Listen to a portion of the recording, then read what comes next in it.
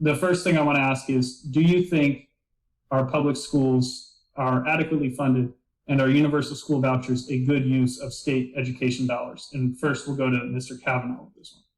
Yeah, I think with the recent increases, we've got funding up to a pretty good level. I think we could use a little bit more, but overall, I'm pretty satisfied with the substantial increases that we've given. And again, a lot of it was a restoration of drastic cuts during the Great Recession. And I'm glad that we're able to restore them. And of course, I am a supporter of vouchers. I supported the charter school system because it gives parents choice. And I also support the voucher system because it gives parents choice. Because when you give parents choice, you get greater competition, and competition makes everybody a little bit sharper. In fact, there were some studies by, I think it was Pew or the Rand Institute, I forget which one, that when charter schools first came in and the district schools were saying, this is terrible, terrible, terrible, that actually the scores of students in public schools near the charter schools and the satisfaction levels of parents and surveys went up because the district schools said, wow, we have to compete now, so we better get our act together and be really good. And I think you'll see the same effect with the vouchers. So yeah, I'm supportive of both. I think parents can make the best choices to where their child goes to school. Okay, Mr. Duggar, what do you think? Is there enough funding for public education in the state right now, and are universal vouchers? Well, he just literally contradicted himself in his own sentences. Those vouchers come out of the public school money. They are going to rich people. 76% are already paying for the private schools. This is a tax cut for the rich, and that money comes out of the public school education fund, and it affects public schools and charter schools. You're literally taking away their money, which we already spend the lowest in the country. And why do you think our teachers are going to Texas? Because Texas spends $12,000 a student. Alaska spends $17,000. We spend $8,000, and we're one of the wealthiest states by GDP.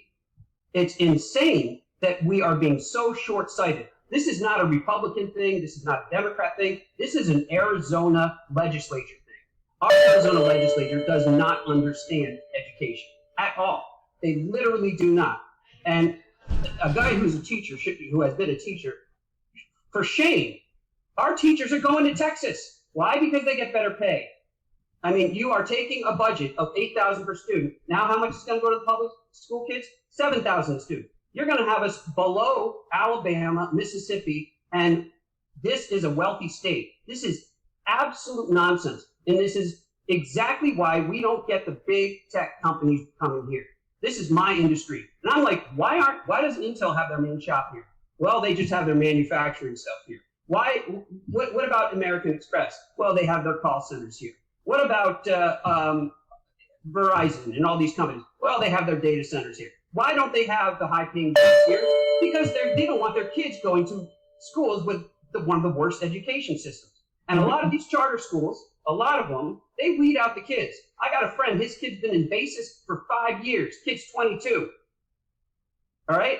They really are trying to get rid of him, but his parents won't let him leave until he graduates.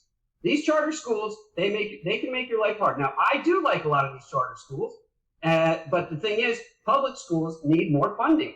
Teachers have classrooms, 50 to 60 kids. How do you handle that? And these vouchers disproportionately help the rich. This is a tax cut for the rich, and there is no way to hide from that fact. Okay, thank you. If you want to have vouchers, increase the budget for schools and have a separate budget for vouchers. Then I don't care. Just don't take away any more money from public schools.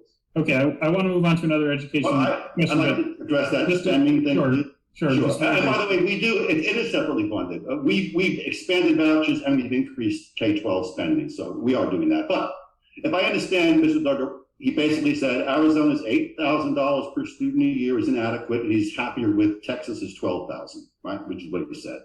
Well, Mr. Duggar doesn't know what the finances are. Based on the budget we just passed, in 2023, Arizona students will be getting per pupil $12,600, not $8,000, $12,600 because of the education increases that the Republican-led legislature and Governor Ducey enacted.